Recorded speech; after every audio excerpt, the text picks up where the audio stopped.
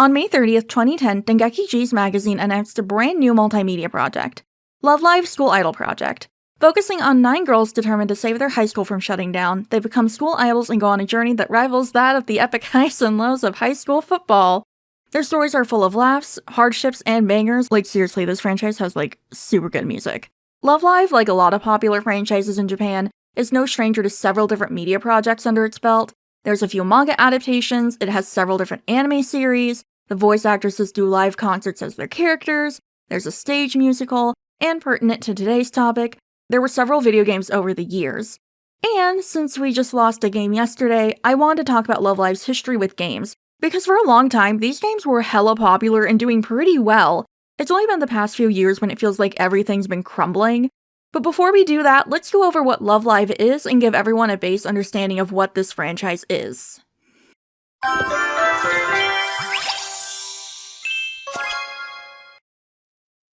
I would imagine most of the people watching this are already fans, but I personally love watching hours-long videos on things I've never heard of before, so I want to make sure everyone is up to speed. Not to mention, I'm sure a few of you are here because you saw the shitstorm on Twitter when Sif2 announced its end-of-service date, and you don't really know anything about Love Live, so don't worry, I got you. Love Live, like I mentioned, is a multimedia project. The franchise's main selling point besides bop after bop after bop is the concept of school idols. These aren't really a thing in real life, but in universe it is. Obviously. A school idol is an amateur idol who works with their classmates to perform songs, have fun, spread school spirit and pride, and most importantly, stop their school from getting shut down due to low enrollment. That's happened twice, so although this doesn't happen with every group, I still think it's important to say. School idols are super popular, and girls from all over the world do foreign exchange programs just so they can go to Japan and become school idols themselves. Which, yeah, honestly, if this was a real thing, I would have done that in high school. There are a few generations in this project, if you want to call it that, which feature different groups. We had the very first generation and first group ever, Muse. They had 9 members and are based in Tokyo. They're no longer active for the most part. Next, we have Aqua. They have 9 members and are based in Numazu in the Shizuoka prefecture. They're currently active and are the oldest active group in the franchise. Muse doesn't really do lives anymore, and most times when they have some sort of presence, it's just 1 or 2 of the voice actresses joining in the fun for, broadcasts or special events, so Aqua is the oldest group still having concerts. They're also my favorite group. Next up, we have the Nijigasaki School Idol Club. So this isn't really a group per se, although they do have some group numbers and subunits. They're mostly solo idols, and there's 12 of them. Well, 12 or 13 if you're counting you. It's kind of a thing. Anyway, there's 12 to 13, that's all you really need to know. They actually have a very special history, but they're heavily tied to the games, so I won't get into it right now. Like Muse, they're also based in Tokyo, specifically the Odaiba area. Our 4th group is Liella, who, as you may have guessed, are based in Tokyo, since every other group is based there. There are currently 11 members, but they started off with 5. Generally with Love Live, the groups are composed of multiple students in different years. Usually it's 3 freshmen, 3 sophomores, and then 3 seniors. Liella was the first to have only first years, and then those first years became second years, and we got new freshmen, and so forth. There's drama with that too, but that's a story for another day. If you want me to talk about that, let me know. I love Love Live, and I will talk about it for hours. And then we have the most recent group, the Hasunasora Jogakuin School Idol Club, also just called Hasunasora for short. There's 9 members as of now, and they're exclusive to one of the apps, so again, we'll talk about them more later. Like Aqua, they are not based in Tokyo, and they live in Kanazawa. Now, these are the main groups, but we also have rival idol groups and then the musical girls. Most of these main groups have a rival group, but it's more of a friendly rivalry sort of thing. We have Muse's rivals, All Rise. They only released 2 songs, but they are some of the greatest songs in the franchise. I will die on that hill. Then we have Saint Snow as Aqua's rivals and later super close friends, but still rivals.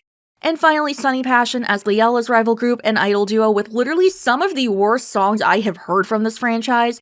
I'm sure they're nice girls and everything, but God, I hate their discography. It's terrible. Literally, I told my friend Mitchie, I love you. I love our, Love Live cover group. Do not assign me a member of Sunny Passion, because I hate their songs. I hate them. They're awful. I don't like them. I'm sorry. I just don't like them. The girls are fine. I just don't like their songs. And also, I'm sure none of you are surprised to hear that I am in a Love Live cover group. I'm sure nobody is surprised at all. all of you are probably like, yeah, that tracks. And last and least important to this video are the 2 idol groups from the stage musical. This is an original work and features 2 6-person idol groups from fictional schools, Tsubaki Sakuhana Girls High School and Takizakura Girls Academy. Although some of their songs appear in the games, they're not really depicted in any of the games, like it's just their songs. And they're just contained in their stage musical, so I'm not really going to talk about them other than they exist. Now that we've covered the basic things like what groups there are, and you know the most important concepts of the franchise, let's start talking about the games. So, I know it'd make a lot of sense to just talk about this from game to game, but we're going to be going by years. Just hear me out on this. Because of the downfall and because of how much there is to talk about, I think doing this chronologically is best so you guys can get a sense of how much is happening all at once. My fear is if I talk about it game to game, it's not really going to give you guys that sense of like, oh wow, there was a lot going on in 2015, or like, oh, a lot of bad things happened that year. Whereas if I talk about it by year, you guys can be like, oh, okay, so like there's 3 whole games going on right now, there's like so many localizations happening at once. I think that'll give you kind of a better sense of, like, the popularity and what was going on at the time. Whereas if I did it individually, I don't think that it would really get that across. So we're going to be doing this chronologically.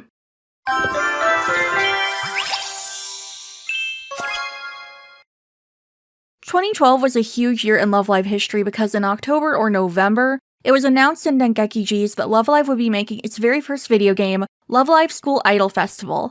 Fans were probably excited.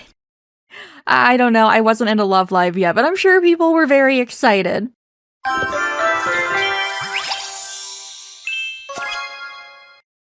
Love Live School Idol Festival had 2 launches in Japan.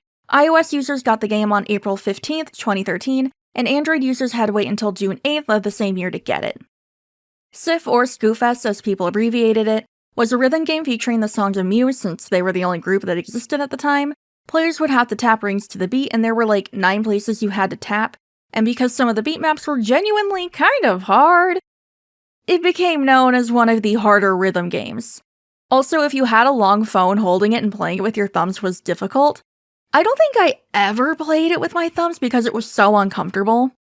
Each song had one of 3 attributes: smile, cool, or pure. Players would make teams of 9 cards and try to 1. Get through the song, and 2. Get the highest score. Cards also had these attributes, so like, if you had a team full of pure cards, you'd get higher scores on pure songs. That's grossly oversimplifying it, there's actually a lot to consider with Sif, but we're not here to get into the minute details of game mechanics for it. There were initially 4 types of cards: normal, rare, super rare, and ultra rare. As you can probably guess, yes, this was a gacha game, but what was interesting is that Muse only appeared as R through UR cards. The end cards introduced brand new characters. And this is going to be our first interlude of the video. We're going to be talking about the end card girls because they play a very fascinating part in Love Live history. So Sif introduced the school idol clubs of 6 different schools: Seiran High School, Chitose Bridge High School, Shinonome Academy, Toho Academy, Shion Girls Academy, and the YG International Academy. Each school's idol club consisted of 9 members, so in total there were 54 new idols. Now, none of them had voice actresses, they had no special songs in the game, and they weren't part of the main story. The game was still focused on Muse, but what these cards did have were fun designs and side stories to get to know these characters. And because of those side stories, people came to love these new girls and they eventually got their own SSR cards. Also, SSR cards got added to the game eventually. That's a whole other thing. Anyways, but yeah, like, they got their own spin-off comic at one point. People loved these girls, and the companies involved with Love Live knew it. They were no strangers into playing into it. Put a pin in this because we're gonna come back to it later. But anyways, back to 2013. Sif was thriving, and in August/September, Dengeki G's announced another video game, but this time for the PS Vita. This game was School Idol Paradise. It was another rhythm game and solely focused on Muse. There were no other school idols there.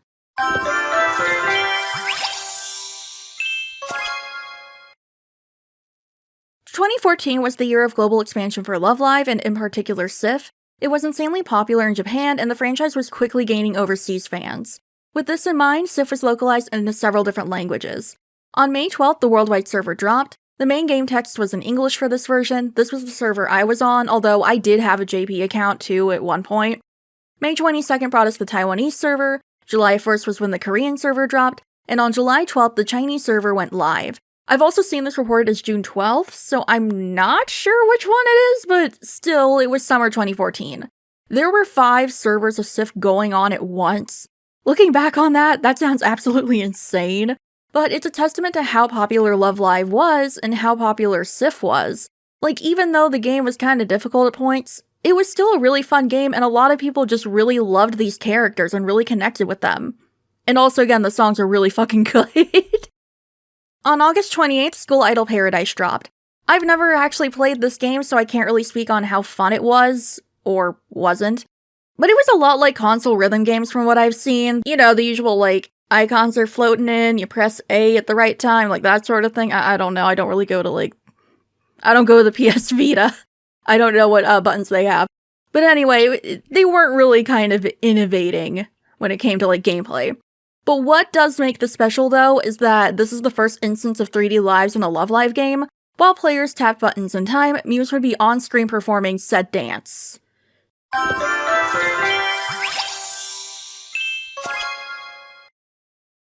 "2015 was a major year for the franchise as a whole. June 30th is a historic day for the gays who love Love Live, so like, 90% of the fandom. What I've not mentioned yet is all the schools the characters go to, they're all girls' school. I mean, some of them have them in the name, but like, all of them are all girls' schools. Every group is from an all-girls school. Sif's main story plot involved the player character who's helping out the Muse girls, and the player character is understood to be a girl herself. And to some people, the localizers, this was a problem. Love Live is a franchise that was and still is marketed to cishet men. Love Live is extremely gay though, and although it's obviously for fan service reasons, a lot of queer people, including myself, still love this project and love these little lesbians.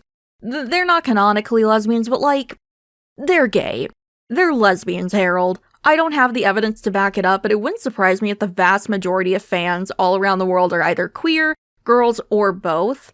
In the scheme of things, although there's a huge cishet man fan base, I think there's just more girls, gays, and non-binary babes that love Love Live. Because the target demographic is cishet men and not, in fact, trans women who haven't realized they're women yet, because for some reason Love Live cracks eggs like they're running an omelet shop, the English localization decided to take out the gay subtext between the characters and treat the player as a boy. Now, there was some romantic subtext between the player and the girls, and also between the girls themselves, but because the player was now treated as a boy, this went from gay subtext to straight subtext? Is that a term? Anyways, they made it straight. This sparked outrage with fans because, again, most of us are queer, but honestly, even cishet fans were mad too, although for a variety of different reasons that weren't necessarily I want my representation back. The localization was criticized heavily, and so unintentionally, most likely, during Pride Month, I don't think they planned it. Anyways, K-Lab, who operated the game, they fixed the localization and formally apologized. And in very important franchise news, on October 7th, Aqua officially debuted with their first single, Kimi no Kokodo wa Kagayaiteru Kai. Like I mentioned earlier, this was the second main group in the Love Live franchise, and the mark of some important changes.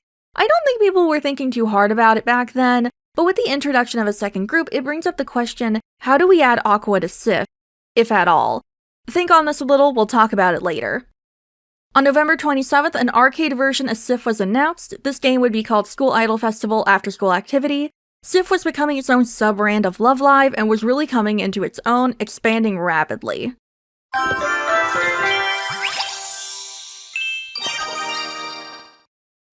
In May 2016, Sif2 began beta testing. So I'm sure some of you are wondering how this game worked. In essence, it was kind of like a bigger version of Sif with some added features. Each arcade cabinet had a giant screen, and around the screen were 9 buttons for players to press. Like Sif, you had to tap the buttons in time with the music. The beat maps were harder for a variety of reasons, but mostly because sometimes you had to press 4 buttons at once, whereas with Sif, you only had to press 2 max at this time. That would change later. They did eventually add the Sif2 maps into Sif, but that wasn't going on this year. Like, that happened, like, down the road. But at this time, it was way harder because, like, 4 buttons at once. And if you're wondering, like, how the fuck did that work with Sif? Badly. It worked very badly. It was painful. It was extremely painful. I honestly just kind of avoided those, to be honest. If you were playing with friends in person, it was easier because it'd be like, okay, you take that half, I'll take this half. But yeah, honestly, I just kind of ignored it. But anyways, back to Sif2. In the background of the notes and stuff were 3D models performing. I think there was a guest mode, but you could have save data via, I think it was like a card, so you could earn special outfits for live shows. It's been a while, but I'm pretty sure people had like their own accounts for this game. The arcade game officially launched on December 6th. Now, I wasn't able to really find dates for this, but 2016 was the first year, I think, that a national tournament was held, basically an in-person Sif event. It was only in Japan and you had to register. Now, it's been a really long time since I've participated, sort of, so my memory's a little fuzzy. Not to mention finding info on it was kind of hard, but basically, in-game you were given a preset team with no skill activation. It was like a side event thing, just an important note. So you had to play through a specific song with this preset team and no skills and get a good score. You were awarded a special in-game title for just trying, which is why I did it. Now, if you did want to compete, you had to register and also do this. So, I'm assuming the game is kind of how competitors were chosen, or at least had some hand in helping choose who was going to compete in the in-person event. This happened around late January, early February. I'm sorry I don't have the most accurate information on this. I couldn't find a lot of sources about it, so I'm really just going off of my memories of what was going on. Sif may have been expanding a little too quickly because as early as 2016, things were starting to get a little rocky. It was announced that the Korean server would be merging with the worldwide server. I remember this and oh my god, people were freaking out. Sif had events where in order to get rewards you had to rank against other players. When two popular girls had events together, oh man, it was a bloodbath trying to rank high enough to get both cards. People weren't freaking out because they were worried about servers closing. I'm sorry, just remembering this, I'm like, oh my god, were we really freaking out about this? So yeah, they weren't freaking out about servers closing and being like, oh no, is the game gonna end soon? They were afraid because apparently Korean players are like super good and people were scared that they were gonna crush like everyone else in ranking events. Which honestly, even then I was like, girl, that sounds like a you problem, but okay. The game did have some bloodbaths prior to this, but honestly, skill issue. No, I'm just kidding. But anyway, no, that was just a really silly reason for being afraid of a server merge. Like, man, what was everybody on? What was everybody on? But anyways, the two servers officially merged on August 10th. This year also marked the addition of Aqua being added to the game. I fell in love with Aqua at first sight, so I was like, oh, they're probably not gonna get added to worldwide soon, so I should make a JP account to get their content sooner. And then they dropped like fairly close to each other on all servers. Oh god. I still remember that. Rip my JP account though, I don't know where she is. She's lost in the ether somewhere. Now, I'm sure you're probably wondering how Aqua was added. Well, they just added a second of everything basically. Second song selection screen for Aqua song, second main story for Aqua, Aqua versions of every Muse banner, not like necessarily like costume collections, it'd be like Muse banner, Aqua banner, Muse ticket banner, Aqua ticket banner, like so forth like that. Although they did have some kind of crossover with collection themes, but anyways, it was like the game doubled basically. Like it felt like the game doubled. So let's backtrack just a little bit because for our second interlude, I'm going to talk about the bloodbaths of Sif and talk about their events. Now, I've mentioned before that Sif was a gacha game, so you left it to chance of what cards you'd get if you decided to play the banners and everything. The events came with new cards, so these were low-key a free way to get pretty cards. I'm not saying every event card was good in terms of gameplay, but like, this game had nice artwork for the most part, and people like pretty PNGs, like what can I say? There were 6 types of events in the game. Token collection events had special event songs players would have to play in order to like earn the majority of their points. They'd have to spend a special item to play that song. To get that item, they would have to play other songs and those tokens would be in the notes. 1 note with a token hit equaled earning 1 token. Score match events pitted 4 players against each other, all playing the same song at the same time, and whoever got the highest score got the most event points. Medley festivals had players playing 3 songs in a row. Challenge festivals had players playing 5 songs in a row, with the songs getting harder and harder as you went. Adventure strolls had maps with specific points on them that players would have to choose and complete whatever task was on that spot. And finally, there was the companion matches. Players would be put into a team of 4 players, they would be given objectives to clear, everyone to play a song, and then they try to collectively, clear those missions. And then exclusive to the Japanese version was the Sif National Tournament, but we already talked about that, so I'm not going to go over it again. Now, for most, if not all events, there were new event cards. In the beginning, most events only had 1 new event card, or if there was 2, it would be 1 Muse Girl and then a normal card girl. The first event that had 2 Muse Girls was My Wavering Heart, which had Nico and Umi. This event ran in December 2014, and what's interesting is that both of these cards were attainable by scoring a certain amount of event points. Yeah, you could get extra copies of Umi specifically by ranking, but you were still able to get her with event points. This would not be true for future events. Now, what happened is that Sif went from this sort of model to a different one. One girl would be attainable by getting a certain amount of event points, but the other was only attainable by getting into a certain rank. So everyone was playing against each other to get into tiers to get these limited event cards. The first event to have only one character as a ranking prize, and the other as an event points prize was Score Match 19, which has Reen as the ranking reward, and Ellie as the event points reward. This event ran from July 5th to the 15th, 2015 on the JP server, and then over on Worldwide it happened June 2016. So with that all out of the way, let's talk about bloodbaths. These events generally had people constantly fighting to stay in certain tiers in order to get these cards. The first bloodbath widely accepted by the fandom is, funnily enough, My Wavering Heart. I know I was kinda confused too, since Umi was available by getting enough event points, but from what I've read, there were a lot of things that made this event worse than it had to be. For starters, Umi is popular, and I'm not saying Nico's not popular, because, she's insanely popular. I think she's, the most popular Muse girl. People love Nico. I'm personally a Nico hater. I'm not a Nico hater anymore. She's tolerable. She's not my favorite, though, but, people love Nico.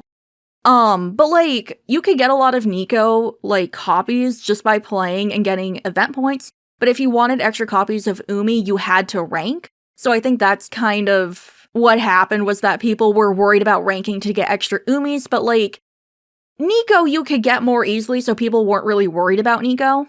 So yeah, Umi was popular, and there was more pressure on players to get more copies of her. This event happened during December, so people were home all the time because of the holidays, so they had more time to play. And because people were constantly playing, it made tiering change constantly. And while we're talking about tiering, the tiers were pretty small, so it meant less people could actually tier. And less people just really wanted extra copies of Umi. I don't think this would have been that bad if it hadn't happened in December, but I think because people had a lot of downtime, it made the situation a lot worse. Yeah, I still think it would have been bad, but the free time did not help. It was really just a perfect storm of bad conditions. I missed this event, I'm pretty sure. I don't think I was playing Sif just yet when this dropped. But one bloodbath I do remember is Doing Your Best is Wonderful. This event started on January 26, 2018 on Worldwide and ended on February 6th.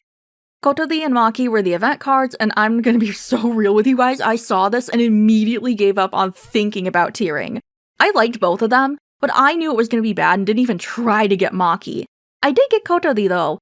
As far as I know, this one was just bad because those two are super popular. Another one that I didn't do, but I saw a few people talk about, was Score Match 19, which had Ellie and Reen. Ellie was attainable with event points and ranking, but Reen you could only get with ranking.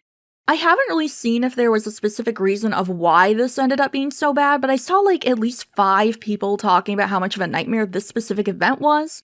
I didn't experience this, so I don't know, but apparently a lot of people had issues with it. But anyways, yeah, some of these events could get brutal when it came to tiering. Those ones might have been the worst ones, but if your best girl was a rank-only reward, you were probably in for a bad time, and whether or not other people considered it a bloodbath, it probably felt like one to you. I know a lot of people didn't talk about it, but oh god, which one was it? It was the Bunny Nozomi one. That felt like a nightmare just trying to do. Literally, I don't remember. I just remember, standing at my kitchen counter with my phone, just being so overwhelmed because I wanted her so badly, and I didn't end up getting her. I was heartbroken, but yeah, sometimes these events were kind of hard.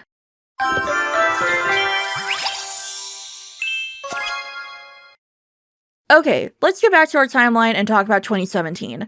Sif, School Idol Paradise, and Sif2 were all going pretty strong. I mean, School Idol Paradise is kind of a given, consider it was a console game, but like, you guys know what I mean.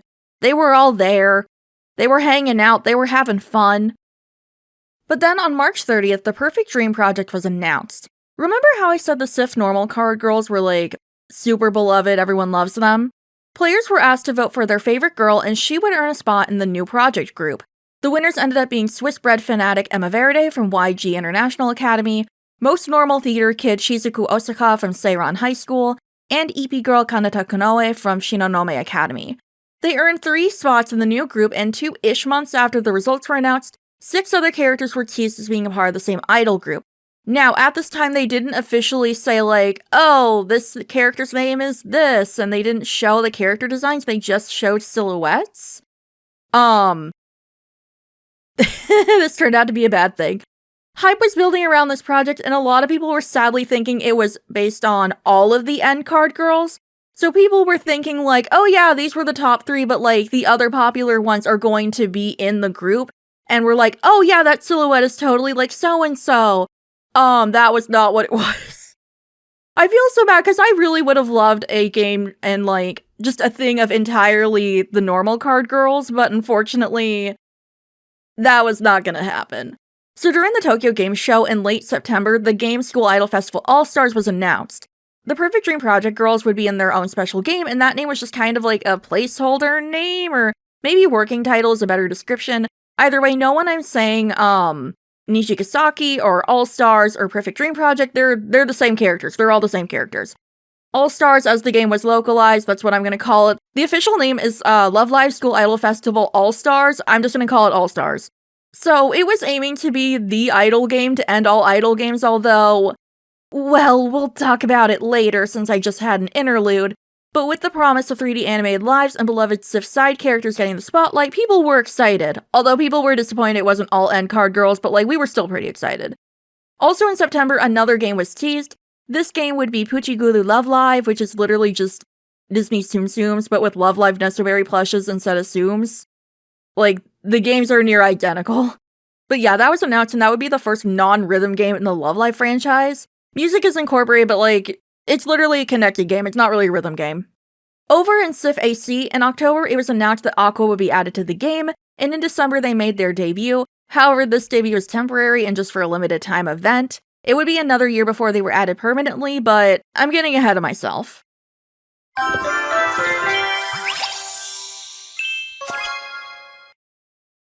The Sif mini-franchise was continuing to grow, and in April 2018, School Idol Festival After School Activity Next Stage was announced. Yeah, that is... God, I hate that name. I've had to record this bit so many times, and every single time I have to say that full name, and I'm like, I think I'm just hating it more and more every single time I say it. But yeah, so that was the thing. This was essentially a new version / major update to Sif2 that would add Aqua. I'm sure there were other updates too, but I don't give a shit about them. The only important thing to me is Aqua getting added. This version of Sif2 went live on December 6th, and, it had a very glaring bug in it. I mentioned earlier that you could earn different costumes for the girls. Well, there was a bug in Next Stage where it made the girls' models spawn without clothes, so they were naked. And yeah, it's just Barbie doll anatomy. They didn't give the models like designer vajornos or anything, but it's still a little unsettling and kind of funny. A lot of people memed on this, calling it adult school activity or nude stage. God, I just see that phrase and I just completely lose it. And also, I don't know if this is happening with Muse and Aqua. The few pictures that do survive that I could find showed Aqua. So I don't know if it was just them or if Muse also had this issue. I want to say that they did. Like, I feel like I remember seeing it was with Muse too. But like, this has been so long ago that I honestly don't remember, so it was at least happening to Aqua. This did get fixed fairly quickly. Normally, I'm a fuck it we ball kind of person when it comes to things and just showing things. Like, I don't really believe in like censoring myself. But apparently Square Enix has been taking down videos of this bug, so I only found one still standing, and that was age restricted, so, no, we're not gonna fucking emball. Also in April, Puchigulu launched. Like I mentioned, it's a Tsum-like mobile game. Players would have to match Nestos while songs played in the background, although I don't think you had to do anything to the beat. There was also an AR element to the game where you could have 3D versions of the Nestos just in the real world, like Pokemon Go or something. I don't know, man. AR is hard to explain. On September 3rd, 2018, fans got the news that at the time seemed like the worst possible thing. Love Live staff announced that All Stars would be delayed. According to the translation done by the Love Live wiki on Twitter, because I'm too lazy to translate it myself, the developers were having severe frame rate issues with the dance sequences. Apparently, like, the engine they were using was too powerful or something like that, and on phones it was having a hard time maintaining a stable frame rate, so the devs had no choice but to start over and delay the game until 2019 to remake the engine, which, holy fucking shit, that is the worst kind of setback. Like, I cannot imagine how awful that felt for the devs for all their hard work basically having to be redone. That must have been the worst realization. And fans were understandably sad, but they were glad the delay was to ensure that it was going to be a good quality game. Yeah, put another pin in this.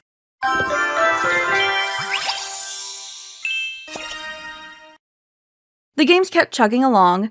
Things seemed pretty fine until Puchigulu Love Live announced that it would be closing down. It shut down on May 31st, 2019. Yeah, it only lasted a little over a year. The game never received a localization and was never officially available overseas. My friend Lily played Puchigulu from launch and was pretty sad about the closing. And yeah, it was sad. And also weird at the time to think a Love Live game could fail within such a short time frame. Unfortunately, this was not going to be the last time that happened. On September 5th, Saint Snow was added to AC Next Stage. On the 26th, All Stars was officially released in Japan. Reception felt mixed, honestly. The game wasn't really a rhythm game, it was a strategy game with rhythm elements. How the game works is like Sif, you have to make a team of 9 and then try and get through a live show. But what's different here is that with every little note, you lose stamina. You need to get through the show without losing stamina, so you're basically making teams that have enough stamina, but can also earn you a lot of points.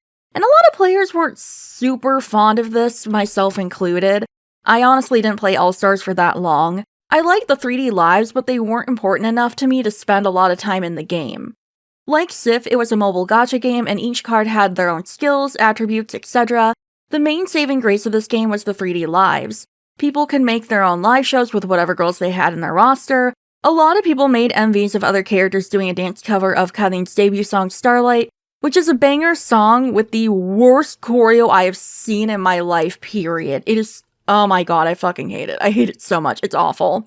Like, the choreo is just so horribly put together, and it just looks bad. Like, again, I'm a choreo snob. Like, if you've seen my other videos, you know that I'm a snob about choreography, so obviously I'm gonna be more critical about it, but it looks bad. It just looks bad, you know? It looks like you're just throwing every single, semi-dirty dance move you know into a song and not really caring about how it looks. You're just like, oh, I'm gonna put everything in this to be sexy, and it's like, you look like a clown. And honestly, I think even if you're going to clown school, you're failing the clown dance class, you know? But anyways, I don't like the choreography, I think it looks bad. But anyways, the game's main story followed the Nijigaku girls, with the Muse girls and Aqua in there too as friends. Their school's not in danger of shutting down or anything. The game's plot is more of a each season has its own plotline kind of thing, which, oh boy, we're gonna get into that.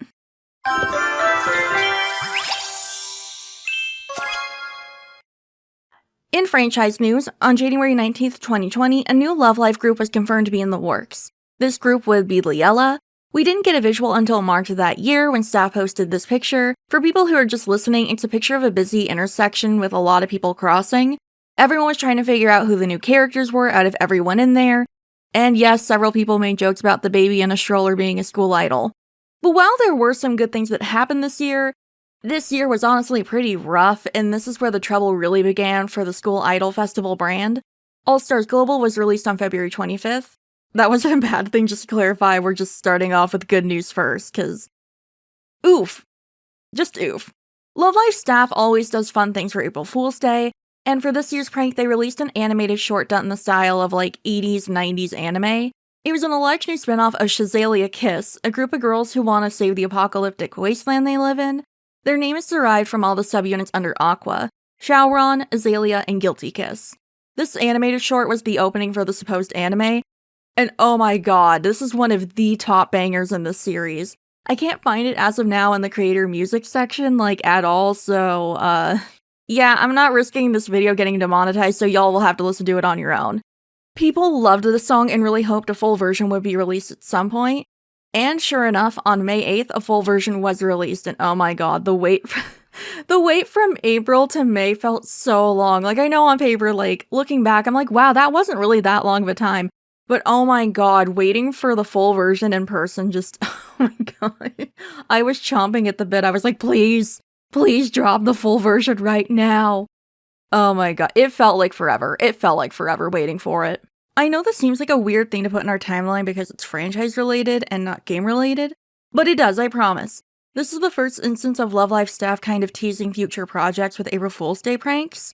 Keep this in the back of your head because this isn't the last time this happens. In October, it was announced that AC Next Stage would be getting one final update before being shuttered. Fans were devastated, but I think a lot of people understood why. After all, it was early pandemic and people couldn't exactly go to arcades. The other games, on the other hand, were officially available all over the world and from the safety of people's homes. The arcade machines were mostly in Japan and in public. But on October 10th, they announced that AC Next Stage would be getting a console port called YY Home Meeting, so the game wasn't going to be gone forever. So, on November 10th, AC Next Stage got their final update. All-Stars also had, a bit of drama in 2020.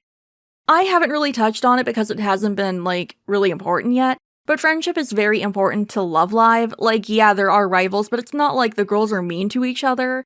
It's just like, yeah, I'm rooting for you, but I want our group to win, for the most part, you know? Saint Snow was definitely kind of rude when they were first introduced.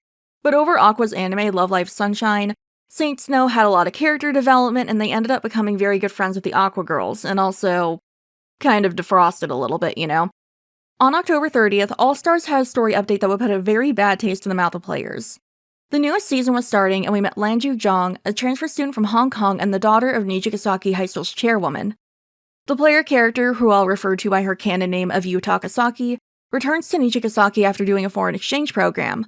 Yu is the Idol Club's manager and their composer, as well as their bestie.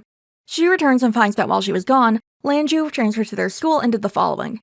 1. Used her power to completely abolish the Idol Club and created the Idol Association. 2. Told the Idol Club members that they could only be idols if they joined the association. 3. Uses the student council to make sure none of the ex-members try to start their own idol clubs or even do, like, idol activities just on their own. 4. Dragged her friend Mia from New York all the way to Japan. Yeah, this one isn't super serious, but Mia is her composer and stole the role from Yu. 5. Does not allow the idols who joined the association to perform their own numbers unless they meet her standards, and as of now no one is, so they're all just her backup dancers. 6. Told Yu, and this is paraphrasing, I don't need your music, but I need you to get the old Idol Club members to join the association, because they have potential, but they're just so stubborn and don't want to conform to what I want. People were pissed. Like, I cannot stress how furious fans were at this storyline, myself included. Love Live has always been about friendship, and like, Lanju's a bitch. Like, I'm not gonna sugarcoat it. She's arrogant, rude, and is a my way or the highway type of person, and I think she crossed a very serious line with forcing the student council to, like, stalk the Idol Club members to make sure none of them try to be idols outside of her association. And this storyline got worse because, like I said, some members joined the association, so now it was civil war between the Idol Club members and the association, so now the girls were fighting. Fans were upset, and staff, seeing this, basically scrapped everything they had planned for Lanju's storyline and had to rewrite things as they went. Yeah, the whole story did not drop at once. It was kind of like in little sections, so I think they clearly were not anticipating how much people would hate Lanju, and so they were like, uh-oh. And so as a result of this, the writing for the season got really, really bad. It did have a happy ending of the association being closed and the Idol Club reuniting and being reinstated, but the damage was done. I know some people are probably still confused on fans' reactions and how much outrage there was. And now that we're 4 years out, yeah, I do think people overreacted, and now I wouldn't be super opposed to an actual jerk in the series. But for a lot of fans, this was tonal whiplash since Love Live is honestly pretty light on this kind of drama. And Lanju's problem was how she was written, what that resulted in, And the fact she was very clearly supposed to be the latest member of the Idol Club. Yeah, like, certain new characters in the storylines of All-Stars were meant to be new characters, like Shioriko from the previous season, who I also really do not like. Well, I mean, I like her okay now, but like, she's also kind of a bitch. She was the antagonist, but she eventually joined the Idol Club, and she did kind of redeem herself. I still think she was kind of a jerk, and I don't really like how she treated Setsuna, but like, you know, it is what it is. There was a lot of color coding of assets in All-Stars. NPCs had gray name tags, so like when they were talking, like the little thing on top of the text box that said their name, if they were an NPC, that would be gray. If a character had a yellow name box, that was a dead giveaway that that girl was going to join the Idol Club because all the playable girls had that. People didn't like the idea of her joining the Idol Club. I don't know what the original plans for her were. I don't know what the staff writers were initially going to do with her. But the way she was introduced put lots of people off, and I think people would have been more fine with it if she'd always meant to be a rival. But because she was going to join the club, people weren't really wanting that and to do, like, the emotional work of learning to like her. And to be honest, I think she would have been better off as a villain, since Love Live doesn't really have those. I like her songs, she has some really, really good songs. But I don't know if joining the club was the right decision, even now. And also, like, sometimes rivals and rival groups have their own performances, so it's not like they'd be wasting Lanju or anything. Like, her voice actress, Akina Homoto, she would still be able to perform. But anyways, the storyline pissed a lot of people off, and because the rest of the season flopped so hard, All-Stars wasn't doing so hot in the court of public opinion.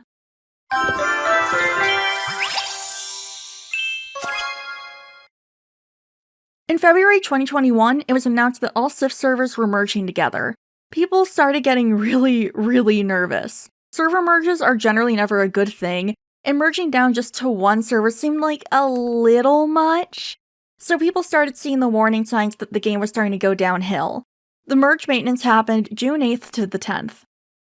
On March 24th, School Idol Festival All-Stars YY Home Meeting was released for the PS4. This game is available in English, Japanese, and Chinese. The base game is free, and the numerous DLCs cost money, which that's some drama too. But maybe we'll talk about that another day. Let me know if you want me to talk about it. An All-Star server for China was launched on May 28th. Yay! I don't know, I don't really have commentary on this. New server! Yay! On July 19th, the first two Liella cards were added to Sif. It's Kanon, the main character, and Kuka, her best friend, and they're cute! It's the typical Love Live art style. No one thought anything about this. Why would we? Why would we have any sense of impending doom? The other three cards to match these came out from the 25th to August 8th. Again, no one thought anything of this. We were all extremely unprepared for what was about to happen. On August 15th, 25 more Liella cards were added to the game, and fellas, it wasn't good. It was really, really not good. Part of Love Live's charm is the art. These new cards had no original art, they were just screenshots from the anime. I'm sorry, just read. This whole situation is just like, why? Why though? And just reading that sentence out loud, I'm like, oh my god, they really just used anime screenshots for fucking cards. Oh my god. But yeah, I wish I was joking, but no, this is what they looked like. If you're just listening to this and doing other things, you'll want to look at the screen right now because there's absolutely no way I can describe just how much of a train wreck these cards look like. Like, I'm not joking, it is literally screenshots from the anime series for Liella. Only the 5 new URs had original art. So literally only 1/5 of the new Liella cards were new art. 4/5 was just screenshots. And if we count up the previous 5 cards that dropped in July, out of the 30 cards, only a third had new art. This was like the worst way to introduce Liella into Sif. Not to mention, it became very clear that Sif just wasn't a game that was equipped to be adding new groups. Because Nijigasaki had All-Stars, they were never like really integrated into Sif. Like, yeah, they had songs and a few cards, but with Liella here, fans could see that the devs never really thought about potentially adding other groups outside of Muse. And the game just felt crowded. That's the best way I can think to describe it. It was crowded. Fans were pretty mad about how Liella was added to the game, so yeah, it was not a good look. It was a really, really bad look. On October 1st, the AC New Stage arcade machines were shut down. However, if you don't have a PlayStation, if you can find a cabinet, you can get the game running with some work. There's no servers to connect to, but it's still playable. From what I've heard, it's a little bit of an ordeal to get it running, but you can. However, cabinets are hard to find, so good luck. Also, the last time I checked, like right when the game shut down, I want to say the cabinets were going for like $1,600 to $1,800. But yeah, they are pricey if you can find one, and that's not even including shipping. So yeah, I guess if you want to buy an arcade cabinet, make sure that you look into it first before you buy it, because it kind of sounds like it's a little bit of a hassle to get it set up and everything. So yeah, just heads up on that.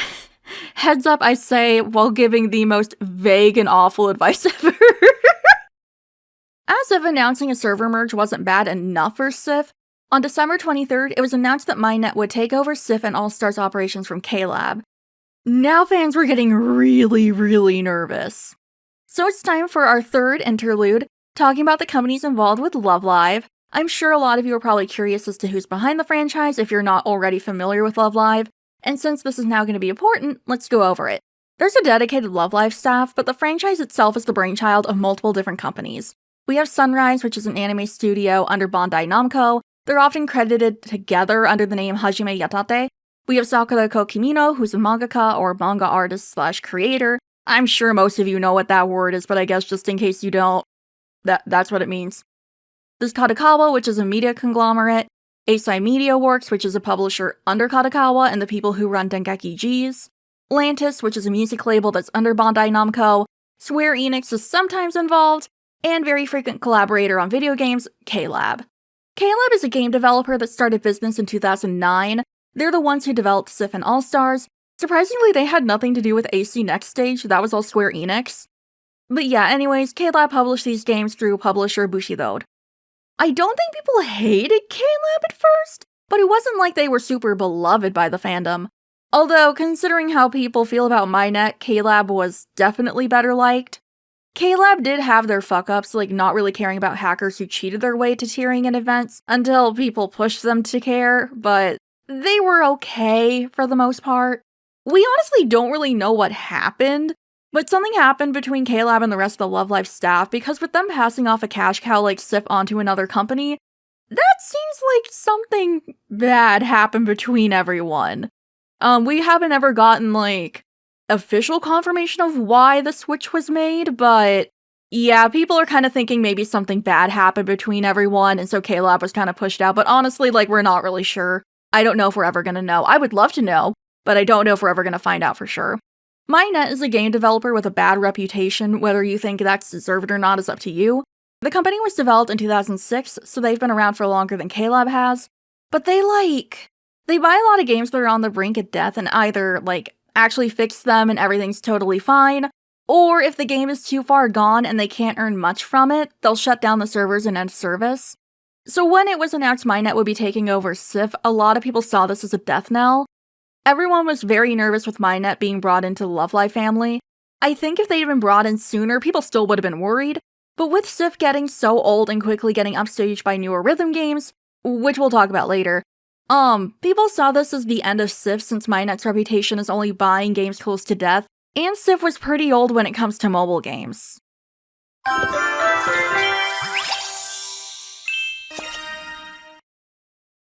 On January 6th, 2022, MineNet officially took over. During Consciousai, which is a big announcements event that Love Live does, it was announced that Sif would be getting a sequel game, School Idol Festival 2 Miracle Live. This game would include all the groups, period, and all the songs of the franchise. But with the sequel's announcement and MineNet taking over, people realized this truly was the beginning of the end for Sif. But in happier news, on February 27th, a brand new Love Live project was teased. This project would be Virtual School Idols, quotation marks, and a lot of people were wondering if the franchise was going to pivot towards Vtubers, since that has been pretty popular lately. Not that I would know anything about that. Most people seemed kind of confused by the concept, but they were interested to see what was going to happen with Virtual School Idols. For April Fool's Day this year, staff released an anime teaser for Yohane the Parhelion, It was basically a spinoff of Love Live Sunshine, where it's a fantasy world and the Aqua Girls are reimagined. So, like, Yoshiko, aka the fallen angel Yohane, which is her, like, chuny bit, is a fortune teller here instead of a school idol. Hanamaru is a baker instead of a school idol. You get the idea. It has a completely different plot from Sunshine. People were excited yet bummed because this looked really good, and people low-key wanted a magical spinoff with Yoshiko because they didn't think this was gonna be a real thing. They just thought it was a little prank. And they were in luck because later that year it was announced that the April Fool's Day prank was an actual teaser for the new anime production, Yohane the Parhelion, Sunshine in the Mirror.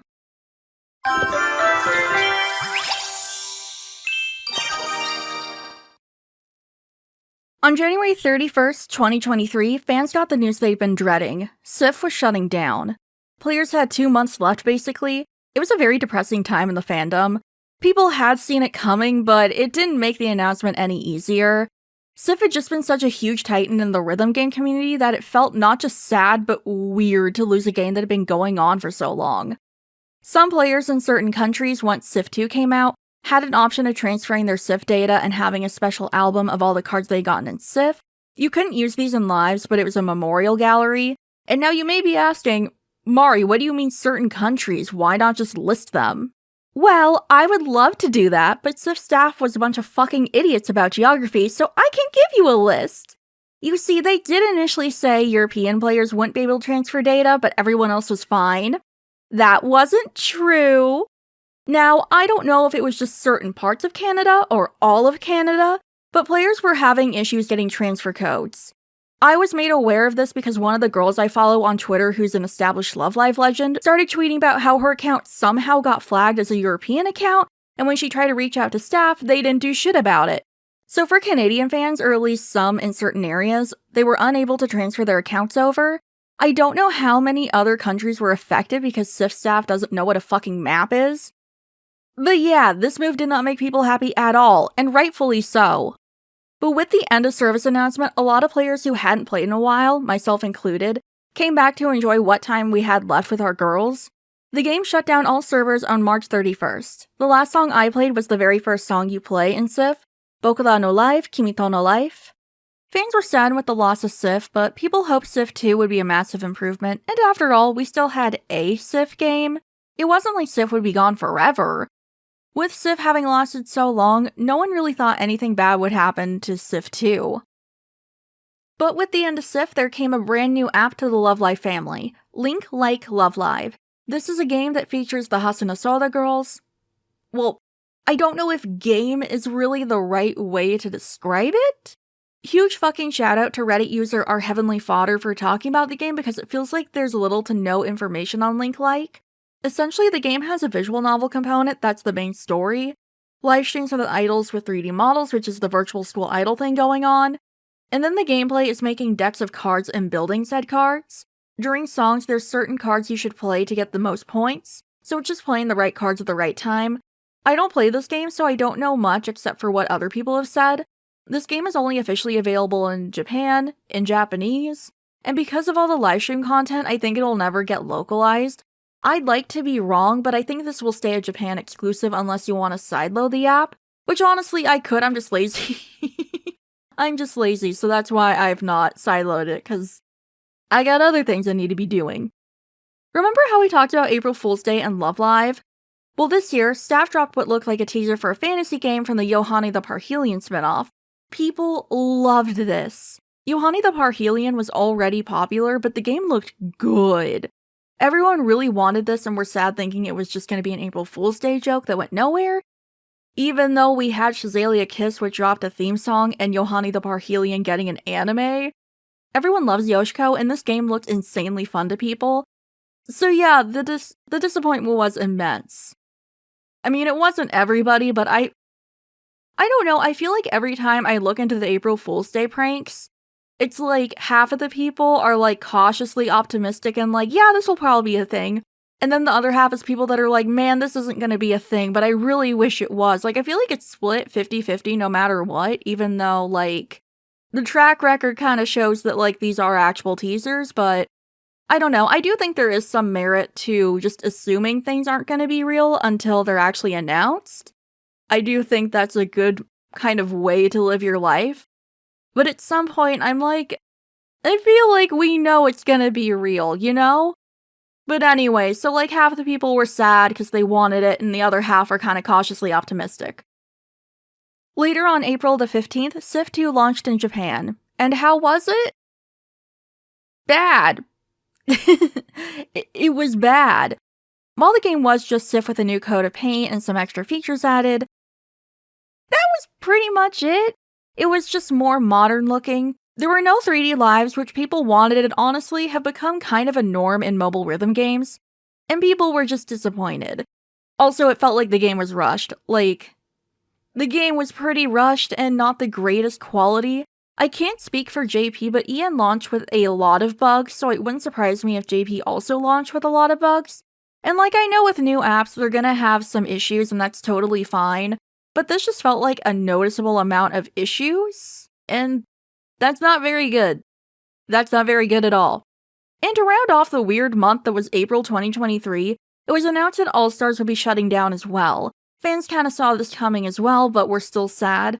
The live MVs were beloved, and after all, this meant there was only one School Idol Festival game left, basically. All-Stars have been struggling for a while, and on June 30th, the servers were closed for good. There was also drama around this because no matter where you were in the world, you could transfer your All-Stars data to Sif2. This was equal parts comforting and infuriating to fans because it showed MyNet could have easily allowed everyone to transfer their Sif data to Sif2, but just didn't. Or maybe it was because of that fiasco that MyNet worked harder so everyone could transfer All-Stars data. We honestly don't know which one it is. This would have been a terrible year for fans if staff didn't have another card up their sleeve. On June 26th, it was announced that the game shown off in the April Fool's Day prank was real and in development, and even better, it would be coming out soon. Yohani the Parhelion Blaze in the Deep Blue is a game that, from what I can tell, is very similar to Metroid and Castlevania, because literally everyone compares it to that and nothing else. It's that kind of game that they call Metroidvania. It released later in the year on November 16th for consoles. It's available in Japanese, English, Korean, Italian, and several different languages. I've not had the time to play this yet. The physical copy is kinda hard to get, so that's why I put off buying it. I don't want a digital copy. I hate having only digital copies of things. And now it's time for our fourth and final interlude, comparing the original Sif to Sif2. Like I mentioned a moment ago, really it is just Sif with a new coat of paint and not even a good one at that. I know part of my dislike for the new aesthetic is nostalgia, but also I just don't like modern aesthetics, period. It just doesn't spark joy for me. Scouting is a lot different in Sif2. If you're actively watching this video, you've seen Sif scouting, since that's what I've been doing for every year transition. It involves a box jumping around, spewing out a whole bunch of envelopes, and then those envelopes opening and the character art sliding across the screen.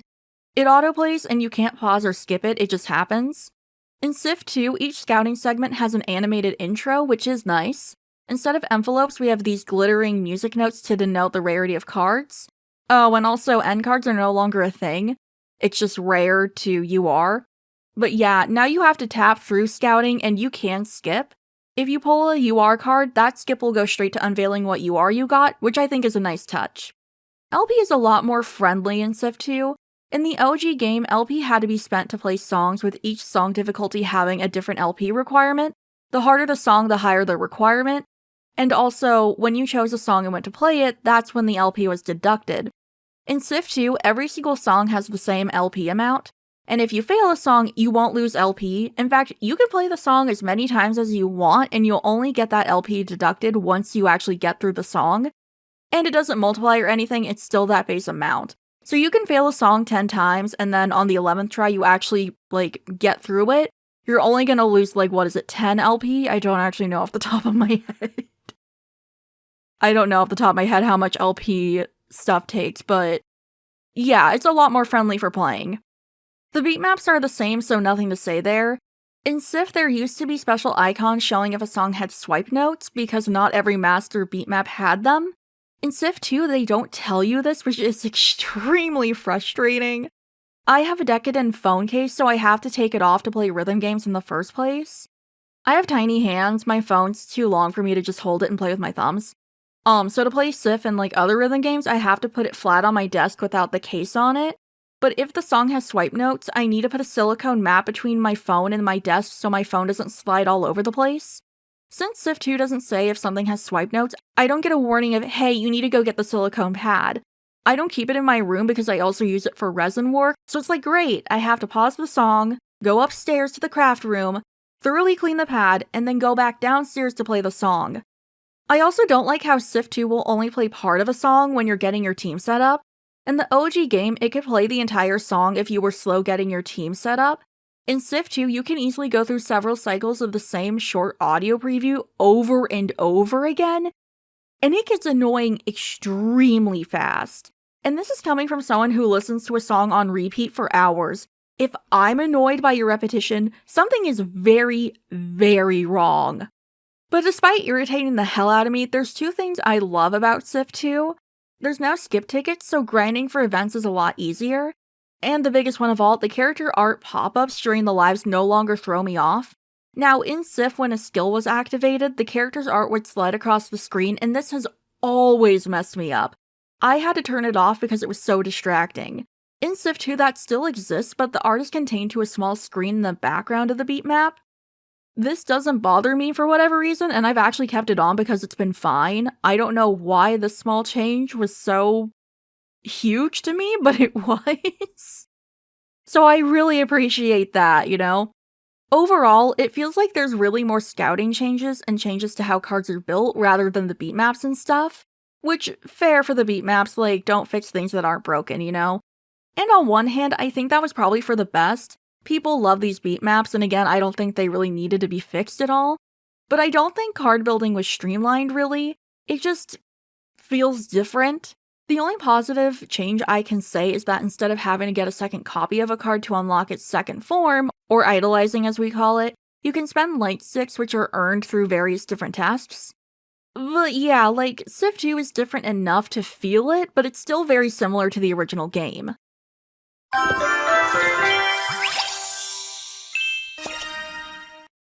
Despite the fact the original game was wildly successful, Sif2 just was not making a lot of money. I think with the failure of, like, the other mobile games and Sif2 just not modernizing the way it needed to, it was doing extremely badly when it came to revenue, but I'll talk about that more in a bit. On January 25th, 2024 Japanese time, Sif2 announced its end-of-service date, March 31st. People were having a bad time. Everyone knew Sif2 was struggling and it was just not as great as Sif, but the idea of getting rid of it entirely was heartbreaking, especially to the international fans who had decided to wait for the localization to drop since that hadn't come out yet. I was one of those people. I had actually lost my JP account years ago, and I only had my main Sif account left. I had waited for the worldwide server, and I was going through it. And also, judging from my research, apparently even though there was only one Sif server in the end, MyNet kept track of what accounts were, like, originally Japanese accounts, and those JP accounts could only transfer to the JP version of Sif2. So honestly, that makes things a lot worse. Like, you couldn't even link data to the JP server if you had transfer data that was from a non-JP account. So, like, you had to wait unless you were fine with having, like, more than one account or just not having that memorial gallery. Which, if you had the transfer data, you probably wanted that because you had to, like, actually go into Sif and, like, get that information. It wasn't like, you opened the game and they were like, hey, here's your transfer data. Like, no, you had to go and, like, do that in Sif. So, like, if you went and did that, it's that you wanted that transfer data and you wanted that memorial gallery. But anyway, on the same day, something else happened. Something sad, but also extremely funny. Sif2 announced that the global version was still going to be released and gave a release date of February 2024, but also released the end of service date as May 31st, 2024. People started clowning on this, and honestly, kind of justified. Like, the sheer absurdity of announcing a game's release and EOS at the same time, not to mention it was lasting past the JP version. A lot of people had a lot of different feelings about this. Kill Surprise. It was sad and several people were incredibly upset, but also, this is extremely funny. Like, this is just objectively very funny. But at the time, I was going through the stages of grief on a loop, though. Not gonna lie, I was pretty upset when this got announced. But some people were, like, mad, saying, like, what was the point of releasing a whole game for, like, only a few months? I wholeheartedly disagree with not releasing it. That would have been a giant slap in the face to the localization team. Localization is hard. They deserve to have their work out there even if it's just for a little while. Not to mention players who waited for global deserve to play and not everyone wants to or can sideload apps. And like I said, the data link thing made things a lot more problematic, so like, yeah, I think they should have definitely just gone ahead and released it, and they did, and I don't know, those people are just gonna be mad about everything, I guess. I don't know, maybe I'm being mean saying that, but that's just how I feel. But 2024 wasn't a year of only awful things. On January 14th, it was announced that a Niji Kasaki visual novel would be released on the Nintendo Switch at some point. It looks like it uses assets from All-Stars, from sprites to backgrounds to text boxes. There's no word yet on a release date nor the localization status. I would assume it's gonna get localized, but like, that's just personal speculation. The other games are localized, so I'm guessing it will be, but nothing's been confirmed. The second Yohane game, Yohane the Parhelion, Numazu and the Mirage, was released on February 22nd. It's on Steam and available for consoles. It's, quote, a deck-building roguelite game, so playing cards at the right time, basically. I've also not played this game yet, but in my defense, I didn't know this existed until, like, the day it released, and I'm currently playing through Persona 4, so I don't have a lot of time for other games. As I've been working on this video, we've gotten some new game developments. I wrote the script over the course of, like, a week or two, about, like, a month and a half ago, and I figured my only recent addition would be a segment talking about Sif2's EOS and that experience. But no, right now it's May 13th as I'm writing this, and as I'm recording this, it is May 28th. I mean, I've been recording like a segment per day, so like, I've been recording this for several weeks. But anyway, so it's the 28th now. But it was the 13th when I wrote this. Anyway, I have more things to add. It turns out that when I wrote that the Nijigaku VN was reusing old All-Stars assets, I was onto something! On May 12th, during the Niji Radio After School broadcast, which is one of those radio broadcasts with the voice actresses where they talk about the franchise, we have those, that's a thing. We had 3 special announcements, although only 2 were about the games. It was announced that Love Life staff is going to be uploading story content from All-Stars onto a special YouTube channel. However, there's going to be no voice lines, and also there hasn't been any word of whether or not they'll be uploading story content from the non-Japanese servers. A lot of people are upset about the lack of voice lines, which, yeah, hard agree. I understand it's probably because of contract issues, but it just sucks. And now, I would like to put a spotlight on a fandom member that led a drive to archive as much of All-Stars as possible. Reddit user Pidge01 gathered various members of the fandom and created a massive archive of almost, if not all, All-Stars content. They put it on the Internet Archive so everyone can enjoy it. This fan-created archive has voice lines as well as content beyond just the main story, so if you want to see the All-Stars main story, I would honestly go with the fan archive. So much love and hard work was put into it, and it's all-encompassing. And that archive was where I got basically all of my All-Stars footage for this video, and I would have had a way worse time video editing if it wasn't for Pidge and the other Love Live fans who created this archive. I'll put a link to it below so you all can enjoy it. In addition to the archival YouTube being announced to start uploads on January 7th, 2024, more info on the Nijigaku VN was released.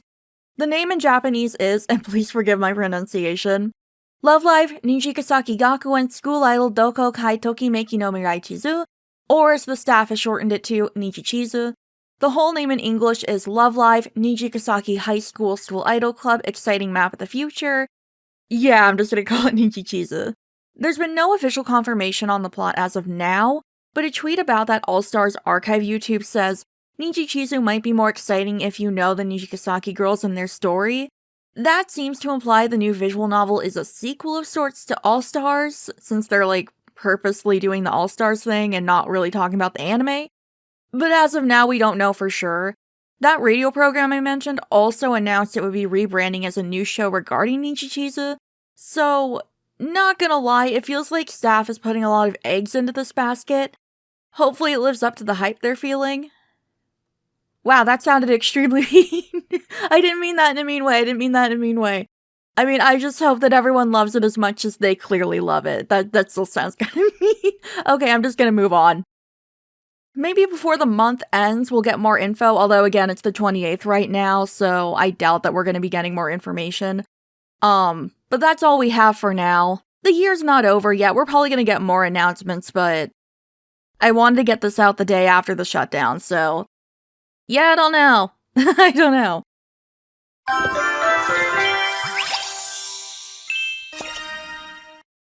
Yesterday, the final School Idol Festival mobile game standing, Love Live School Idol Festival 2 Miracle Live, shut down its servers. This marks the end of the Sif sub-brand of Love Live pretty much. YY Home Meeting is the last Sif game standing. I think there are a lot of factors that have gone into Sif2 failing. Some of those things are out of the devs' control, but some are in their control. We're going through a global economic crisis, and while Sif2 is free, people just don't have the money to do microtransactions with.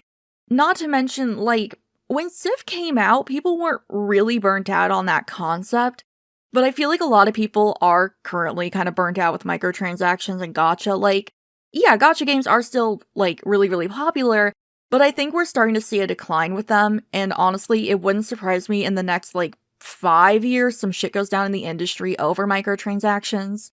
And then, like I said, I just don't think Sif2 modernized the way it needed to like, compete with modern games. I like a lot of the changes they made, and I think they're good changes. But 3D live shows are the norm now. To have all of those assets from All-Stars and then not reuse them for Sif2, especially since All-Stars shut down, like, that's just wild to me. Maybe there was some massive issue of why they couldn't reuse this stuff. I would hope that's the reason and not just they thought they could do without it. Because like I said, that was the main draw of All-Stars, and a lot of people have said over the years they wish the rhythm game aspect of Sif and the live MVs of All-Stars could be combined. The improvements to gameplay are super nice and it's good for players, I can't dispute that. I don't even want to dispute that. Like, I like the changes. Like, I don't think that needs to be argued with. But it feels like the team thought they could just change a few things, give the old game a new coat of paint, and call it good. I've been mulling over how to say this because while yes, I am a giant bitch, I don't want to come off as mean because, like, I don't mean this in a mean way. But honestly, I just can't think of a nice way to say this.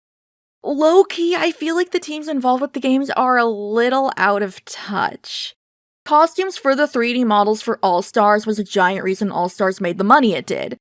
There were whole costume sets that you had to, like, straight up purchase and you couldn't get them through the gacha. People love seeing the costumes in 3D and using these models for lives. And like I said 7 million times, rhythm games nowadays just have 3D lives. Look at Project Sakai, or hell, even Cinderella Girl's Starlight stage. That game came out in 2015 and had 3D lives. And yes, it did crash all the time on my iPad. I still love and still remember the dance for Tulip.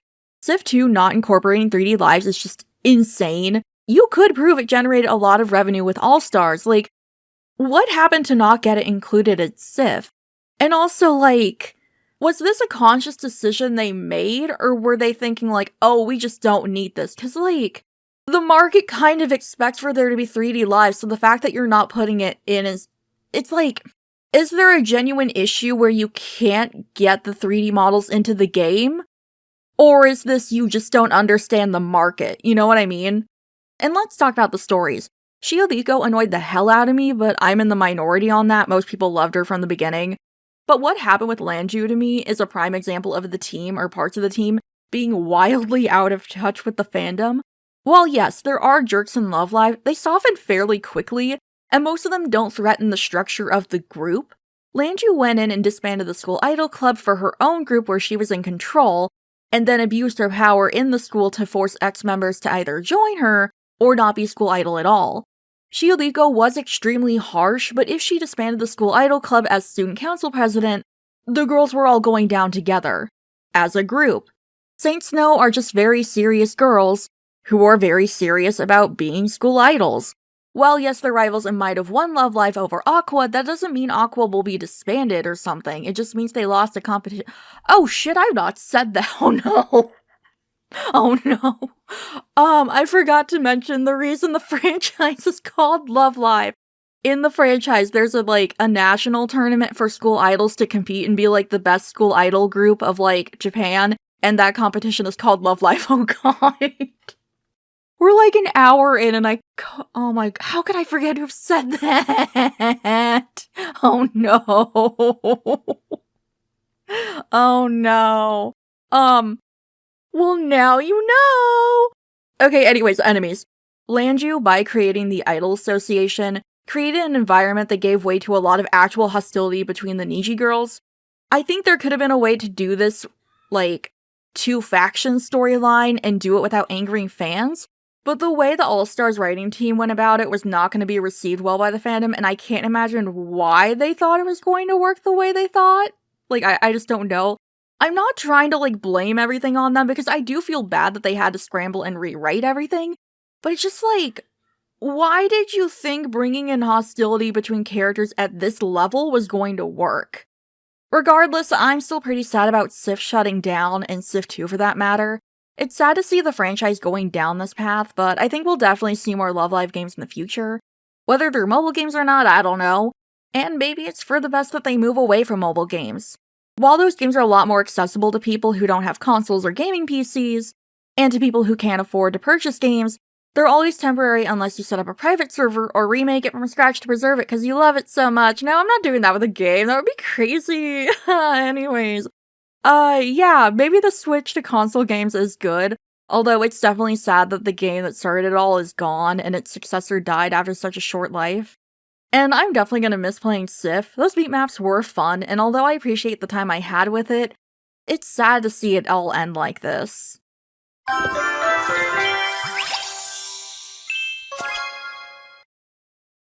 And that is the history of all Love Live video games up until now! This video took a few months to work on, so I hope you all enjoyed it. I know it's not my usual content, but Love Live means so much to me. School Idol Festival is actually how I got into Love Live, and the franchise as a whole is really, really important to me. It's how I made the majority of my friends by being in Love Live cover groups. This franchise just means the world to me. And I hope you guys enjoyed this little deep dive. I want to do more deep dives into other video games, and I dev have a few planned, plus a little video talking about how I would fix the Lanju storyline in All-Stars. This video was definitely a giant labor of love, but a labor nonetheless, so if you liked it, it would mean a lot to me if you'd give it a like. My sources list is way too long for YouTube description boxes, so I'll be hosting the full list on my Patreon and Ko-fi. They'll be free to access, obviously. To be honest, it just makes me wish YouTube had, like, a bibliography feature or something like that, where you could, like, put in the source links or, like, put your book titles, and it would make a separate section so people could go through that and it wouldn't take up description space. God, I really wish they would have that. I really wish they would have that. I'm sure there's things I missed or things I got wrong, so corrections will be in the description box, so make sure to check that out. I'm hoping I didn't get too many things wrong, but considering how much I rely on my own memory, I'm sure that there's, like, things I got wrong, and because of how much stuff there is to cover, I'm sure there's things that I've missed, but yeah. Hoping I did a good job for the most part. Thank you everyone for watching, and a very special thank you to my channel members and Twitch subs. Your support helps me to continue to make these videos. If you'd like early access to my videos, consider becoming a channel member. Patrons and Ko-fi members can get my scripts early before I record them. I livestream over on Twitch every Tuesday, Thursday, and Sunday. Thanks again, guys, and I'll see y'all later.